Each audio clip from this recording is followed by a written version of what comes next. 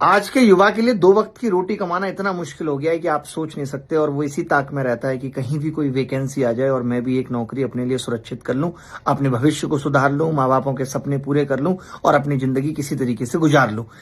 इसी उपलक्ष्य में यूपी सरकार ने यूपीएसआई की इतने दिन पुरानी वैकेंसी का नोटिफिकेशन अभी अभी निकाला है। ऑफिशियल नोटिफिकेशन आया जिसमें कहा गया है कि 4543 वैकेंसी हम आपको दे रहे हैं यूपीएसआई की, जिसमें इन्होंने कहा गया है कि अगर आपका जन्म 1997 के बाद हुआ है, 2004 से पहले हुआ है, यानी जेनजियों के लिए नहीं है, तो आप ये फॉर्म भर सकते हो। और सरकार ने एक उपलक्ष्य में गिफ्ट और दिया है कि वो कह रहे हैं कि 3 वर्ष की छूट आपको आयु में हर वर्ग के लिए दी जाएगी।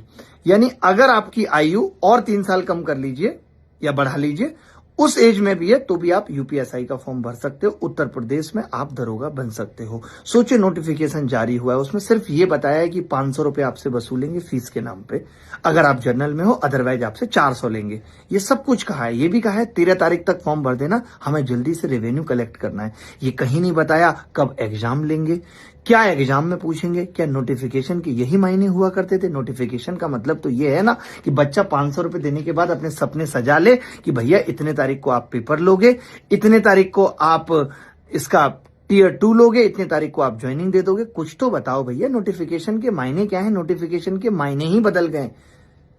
समझ में नहीं आता है कि क्या सरकार का नोटिफिकेशन निकालना सिर्फ फीस कलेक्ट करने का तरीका है, इससे ज्यादा कुछ नहीं। खैर छोड़िए,